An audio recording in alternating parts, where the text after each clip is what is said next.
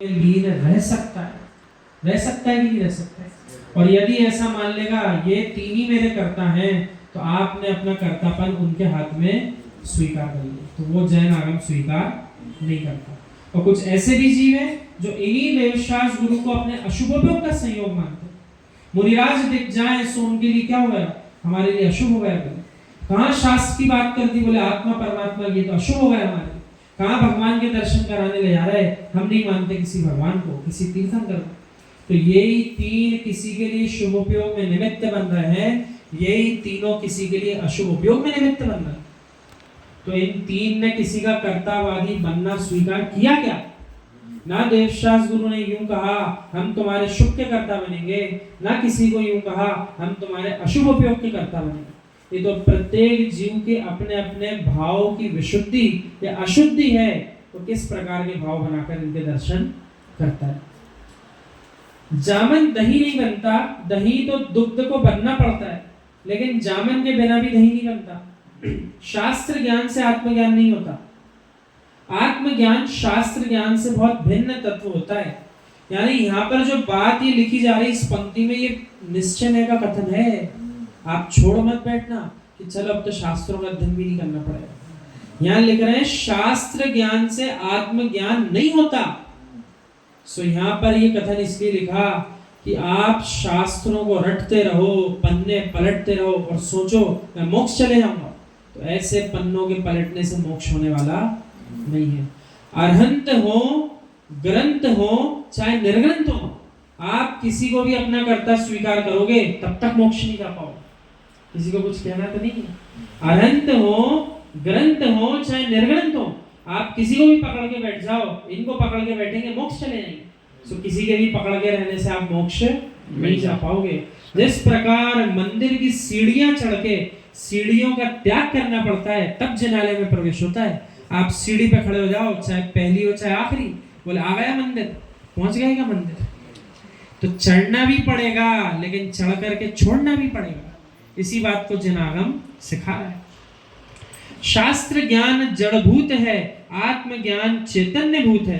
यानी जब भी आत्मा का ज्ञान होगा चैतन्य आत्मा के माध्यम से ही होगा। शास्त्रों का ज्ञान भी जड़भूत है, यानी शास्त्र भी जो है जब हम व्यवहार से बात करेंगे तो उपादेय हैं, लेकिन जब परम उपादेय की चर्चा चलेगी तब देव शास्त्र गुरु का संयोग भी समाप्त हो जाएगा। जड़ में चैतन्य का आनंद कैसा, परंतु ज्ञानियों जैसे जामन के बिना दूध दही नहीं बनता, वैसे ही शास्त्रों के ज्ञान के बिना चैतन्य ज्ञान का जन्म भी नहीं होता।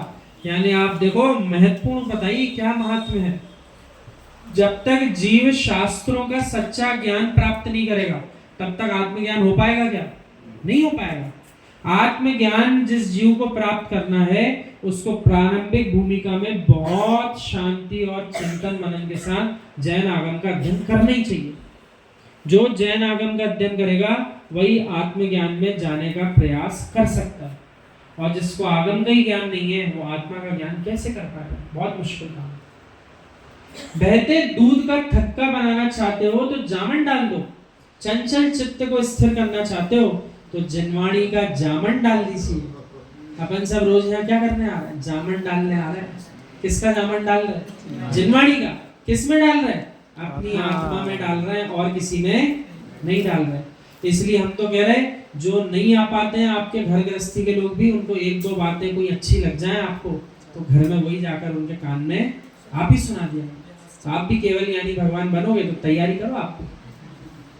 जब जीव के साथ पूर्वकृत प्रबल पुण्य के संयोग होते हैं तब पंडित शब्द की प्राप्ति उसको होती है। निश्चय में से तो अनंत प्रभु ही पांडित्य को प्राप्त है, और व्यवहार दृष्टि से यूं कह रहे हैं जो जनागम जान रहा वो भी पांडित्य को प्राप्त है। कभी इसे गाली मत समझना। जिन जीवों के पूर्वकृत पुण्य के उदय होते हैं उनको पंडित कहा जाता है। अब हमने जब आचार्य श्री के मुख से ये शब्द सुना तो देखो आज आचार्य श्री ने लिखा, हम तो सुन चुके उनके मुख से, तो उसका आनंद ही अलग होता है। इसलिए अपन सबको ऐसा प्रयास करना है कि अपन भी इस पांडित्य पने को, अरंत अवस्था को प्राप्त कर जाएं। कार्य लिंग ही कारणम, कार्य को देख करके कारण का अन्वेषण करना चाहिए। यानी जैसा जीव व्यवहार में कार्य कर रहा है उसकी क्रियाओं को देख करके उसके निश्चय भावों को जाना जा सकता है, अनुमान प्रमाण। अब जो देवशास गुरु की निर्विकल्प भाव से भक्ति करता दिख रहा है, सुबह शाम प्रभु की आराधना कर रहा, गुरुओं का सम्मान कर रहा, शास्त्रों का अध्ययन कर रहा, उसको देख करके समझ में आ जाता है कि ये निश्चय उपादान से भी इसका जागृत कर चुका है। और जिसका व्यवहार ही दिख रहा है, अरे ये तो सुबह से उठ करके दुकान पे खड़ा हो रहा है, जीवों की मार काट मचा रहा है, अभक्ष का सेवन कर रहा है, और जो जीव के लिए अभी व्यवहार सम्यक दर्शन उत्पन्न नहीं हुआ, निश्चय सम्यक दर्शन में तो अभी बहुत समय लगेगा। जैन आगम श्रवण संस्कृति अनुपाय की व्याख्या नहीं करती, उपाय की व्याख्या करती है। यानी जैन धर्म तो आपको ऐसा उपाय सिखा रही, अपाय विचय धर्म ध्यान। आप तो श्रावक के धर्म ध्यान की चर्चा करो जिसमें अपाय विचय की चर्चा की गई है कि कैसे मुझे अपनी आत्मा को बचाने का उपाय करना है, इसी का नाम है अपाय विचय धर्म ध्यान। मेरी आत्मा कैसे तड़प रही, मुझे किस प्रकार से इससे बचना है। कल एक हमको जीव मिला, युवा जीव, सो हमें जब वो चर्चा का विषय बना उनके साथ शाम को, तो हमें भोजन कराने के बाद, आतिथ्य करने के बाद हमसे कहते हैं, भैया ये तो बताकर जाओ, ये आप सामायिक जो बात होती है, ये सामायिक होती क्या है? तो हमने उनको उनके हिसाब से समझाया। हमने कहा आप कार्य क्या करते हैं पहले आप वो बताइए। बोले कलेक्ट्रेट में काम करते हैं हम सागर के। हमने कहा अच्छी बात। तो जो जैसी योग्यता रखे उसको उसके हिसाब से समझाना आवश्यक होता है।